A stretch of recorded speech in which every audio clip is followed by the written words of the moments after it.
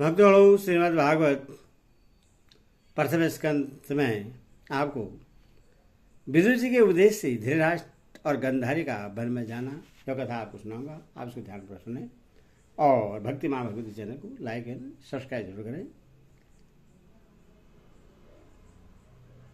सूत जी कहते हैं विदुर जी, तीर्थ यात्रा में महर्षि मैत्री से आत्मा का ज्ञान प्राप्त करके हस्तिनापुर लौट आए।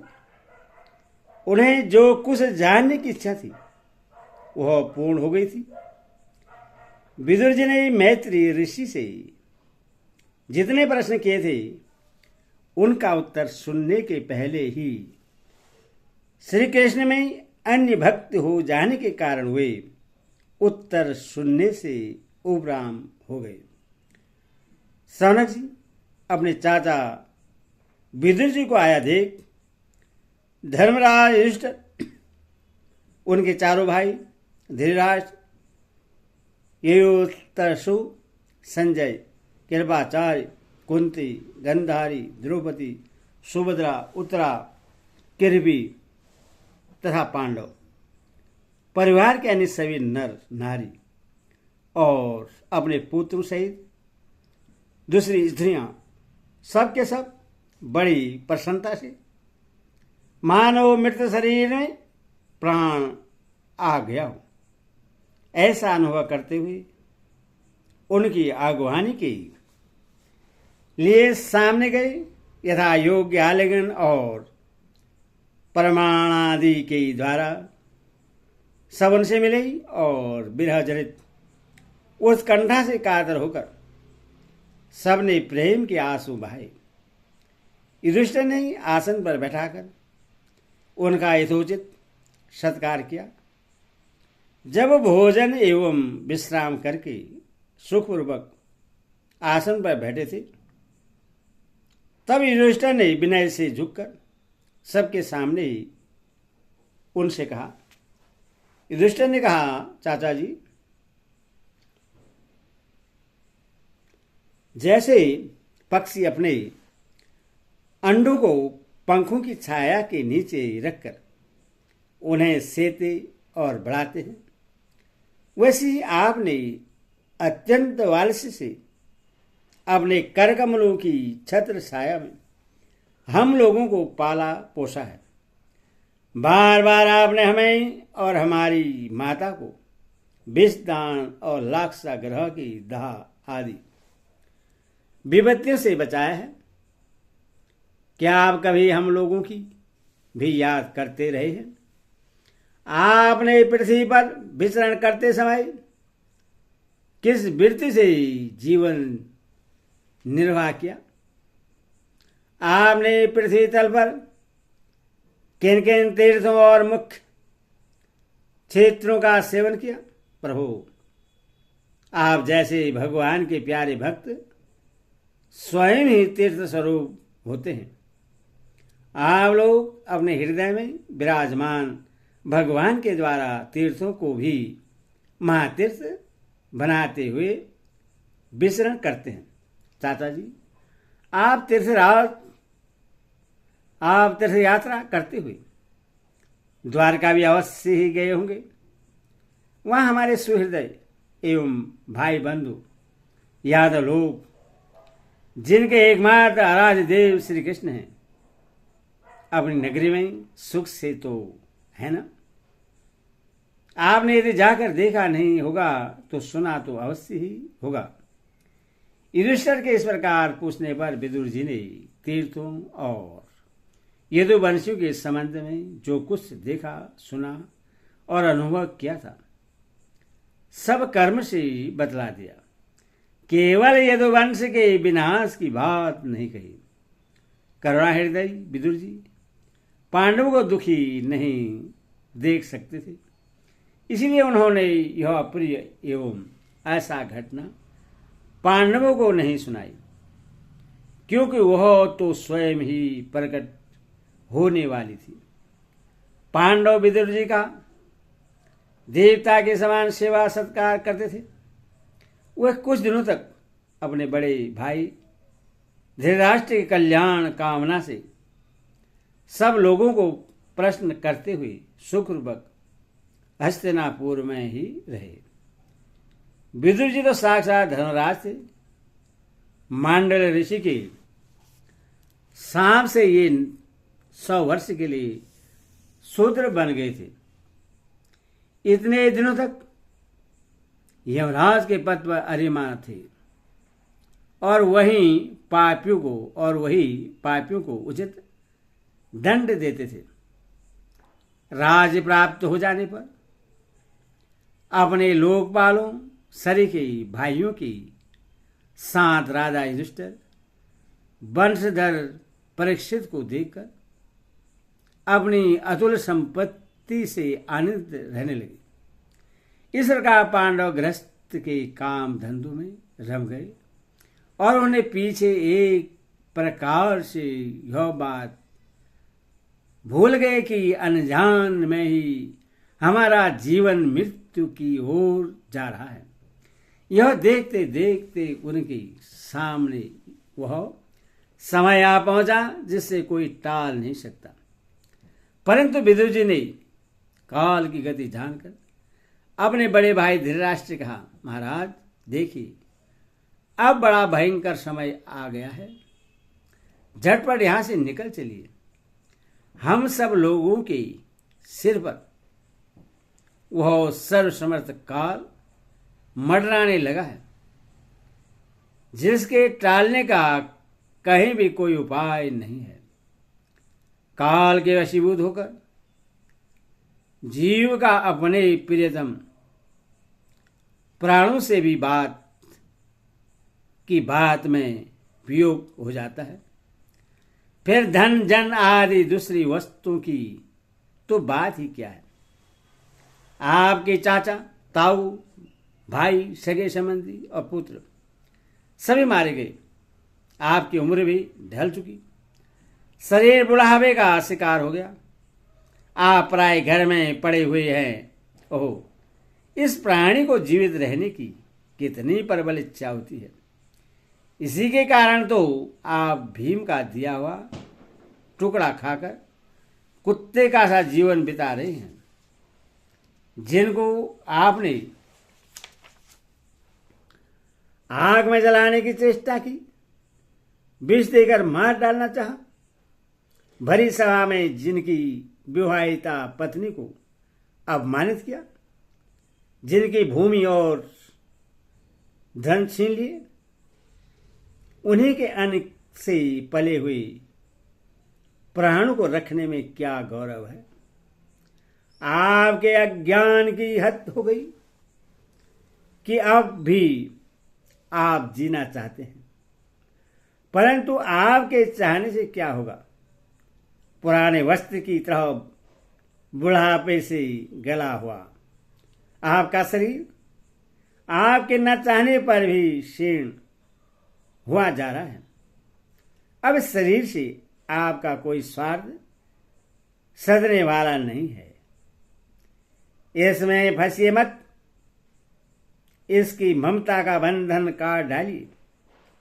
जो संसार के संबंधियों से अलग रहकर उनके अनजान में अपने शरीर का त्याग करता है, वही धीर कहा गया है।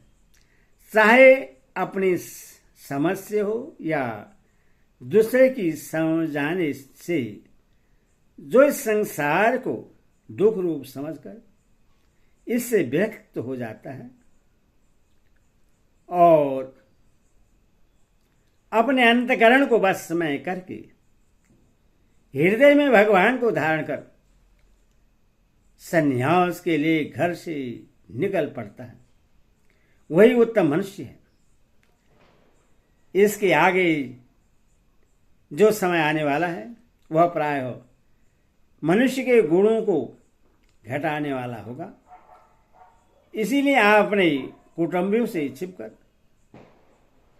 उत्तराखंड में चले जाइए। जब छोटे भाई विदुर ने अंधे राजा धृतराष्ट्र को इस प्रकार समझाया, तब उनकी प्रज्ञा के नेत्र खुल गए। वे भाई बंधुओं से सुदृढ़ सने पासों को काटकर अपने छोटे भाई विदुर के दिखाए हुए मार्ग से निकल पड़े। जब परम पतिव्रता सुवर्णनंदिनी गंधारी ने देखा कि मेरे पतिदेव तो उस हिमालय की यात्रा कर रहे हैं जो सन्यासियों को वैसा ही सुख देता है जैसा वीर पुरुषों को लड़ाई के मैदान में अपने पुत्र के द्वारा किए हुए न्यायोचित प्रहार से होता है, तब वे भी उनके पीछे पीछे चल पड़े।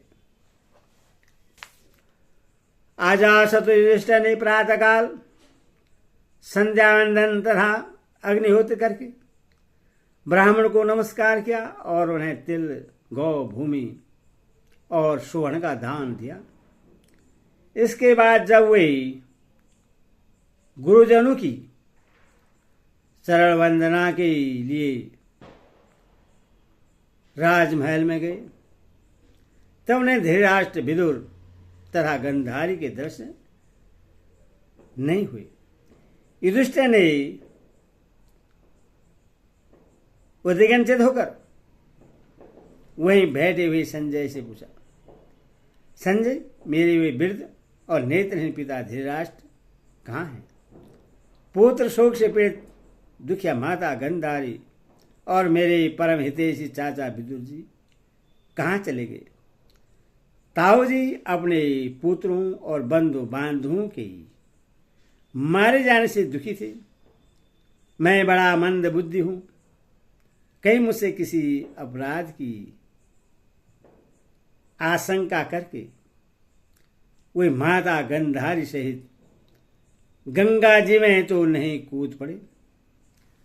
जब हमारे पिता पांडु की मृत्यु हो गई थी और हम लोग नन्हे नन्हे बच्चे थे, तब इन्हीं दोनों चाचाओं ने बड़े बड़े दुखों से हमें बचाया था। वे हम पर बड़ा ही प्रेम रखते थे। आए, वे यहां से कहाँ चले गए? सूर्य कहते हैं, संजय अपने स्वामी धृतराष्ट्र को न पाकर कृपा स्नेह की विकलता से अत्यंत पीड़ित और विरहातुर हो रहे थे। वे युधिष्ठिर को कुछ उत्तर न दे सके। फिर धीरे धीरे बुद्धि के द्वारा उन्होंने अपने चित्त को स्थिर किया, हाथों से आंखों के आंसू पोंछे और अपने स्वामी धृतराष्ट्र के चरणों का स्मरण करते हुए युधिष्ठिर से कहा। संजय बोले, कुलनंदन, मुझे आपके दोनों चाचा और गंधारी के संकल्प का कुछ भी पता नहीं है। महाभाव, मुझे तो उन महाभावों ने ठग लिया। संजय इस प्रकार कह ही रहे थे कि तुम गुरु के साथ देवर्षि नारद जी वहां आ पहुंचे। महाराज युधिष्ठिर ने भाइयों से उठकर उन्हें प्रणाम किया और उनका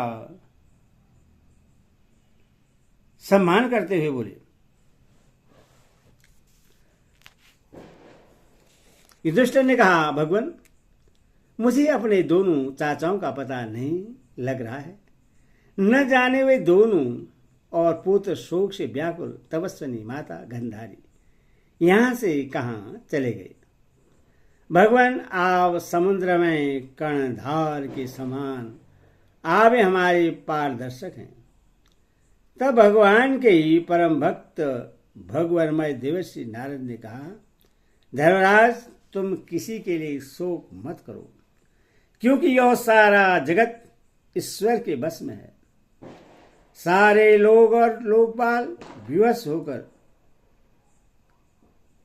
ईश्वर की ही आज्ञा का पालन कर रहे हैं। वही एक प्राणी को दूसरे से मिलाता है और वही उन्हें अलग करता है। जैसे बैल बड़ी रस्सी में बंधे हुए और छोटी रस्सी से नथे रहकर अपने स्वामी का भार ढोते हैं। उसी प्रकार मनुष्य भी वर्णाश्रमादि अनेक प्रकार के नामों से वेद रूप रस्सी में बंधकर ईश्वर की ही अलग 7 धाराओं के रूप में अपने को 7 भागों में विभक्त कर दिया है, जिसे सत्व स्रोत कहते हैं। वही ऋषियों के आश्रम पर धृतराष्ट्र अपनी पत्नी गंधार्य और विदुर जी के साथ गए हैं। वहां वे त्रिकाल स्नान और विधिपूर्वक अग्निहोत्र करते हैं। अब उनके चित्त में किसी प्रकार की कामना नहीं है, वे केवल जल पीकर शांत चित्त से निवास करते हैं। आसन जीत कर प्राणों को वश में करके उन्होंने अपने 6 इंद्रियों को विषयों से लौटा लिया है। भगवान की धारणा से उनके तपोगुण, रजोगुण और सत्वगुण के मल नष्ट हो चुके हैं। उन्होंने अहंकार को बुद्धि के साथ जोड़कर और उससे क्षेत्र की आत्मा में लीन करके उससे भी महाकाश में घटाकाश के समान सर्वाधिष्ठान ब्रह्मा में एक कर दिया है।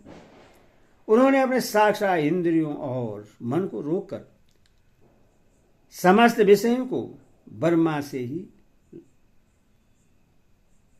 विषयों को भार से ही लौटा दिया है और माया के गुणों से होने वाले परिणामों को सर्वदा मिटा दिया है। समस्त कर्मों का संन्यास करके वे इस समय ठूंठ की तरह स्थिर होकर बैठे हुए हैं। अतः तुम उनके मार्ग में विघ्न रूप मत डाल बनना। धर्मराज, आज से 5वें दिन वे अपने शरीर का परित्याग कर देंगे और वह जल कर भस्म हो जाएगा।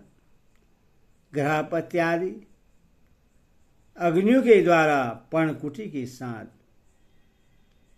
अपने पति के मृतदेह को जलते देखकर बाहर खड़ी हुई साध्वी गंधारी भी पति का अनुगमन करती हुई उसी आग में प्रवेश कर जाएगी। धर्मराज, विदुर जी अपने भाई का आश्चर्यमयी मोक्ष देखकर हर्षित और वियोग देखकर दुखित होते हुए वहां से तीर्थ या सेवन के लिए चले जाएंगे। देवर्षि नारद यो कहकर तुमरु के साथ स्वर्ग को चले गए। धर्मयुधिष्ठिर ने उनके उपदेशों को हृदय में धारण करके शोक को त्याग दिया। हरि ओम तत्सत। हरि ओम तत्सत।